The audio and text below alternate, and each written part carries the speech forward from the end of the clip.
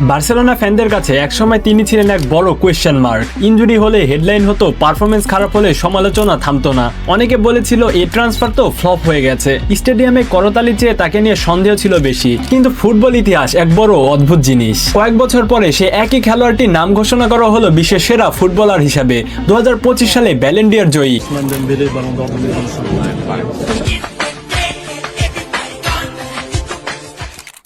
আজ Ramadan diaries day 12।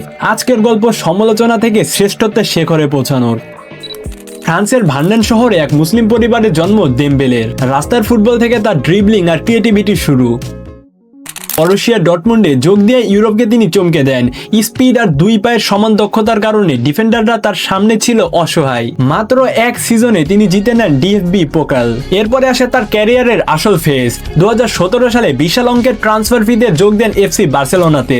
আর এখানেই শুরু হয় দেমবেলের জীবনের সবচেয়ে কঠিন অধ্যায়। ইনজুরি আর অফ ফর্মের কারণে মিডিয়া তাকে নিয়ে ট্রোল করতে ছাড়েনি, কিন্তু ডেমবেলে কখনো হাল ছাড়েননি। এ বার্সেলোনার ফেজ তাকে স্কিল নয়, শিখিয়েছে মেন্টাল স্ট্রেংথ। এরপরে 2023 সালে পিএসজিতে যোগ দেওয়ার পরে শুরু হয় এক অবিশ্বাস্য ট্রান্সফরমেশন। 2024-25 সিজনে তিনি ছিলেন অপ্রতিরোধ্য। পিএসজিকে তাদের ইতিহাসের প্রথম চ্যাম্পিয়ন্স লিগ জেতানো এবং ঘরোয়া ডাবল জয়ে তার ভূমিকা ছিল রাজকীয়।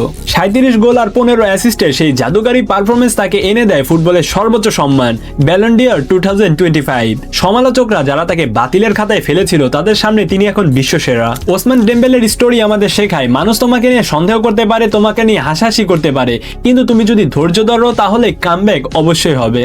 আর এটা ছিল day 12 of Ramadan diaries. Ramzan জুড়ে মুসলিম ফুটবলারদের এইরকম ইন্সপায়ারেবল জার্নি জানতে আমাদের সাথেই থাকুন।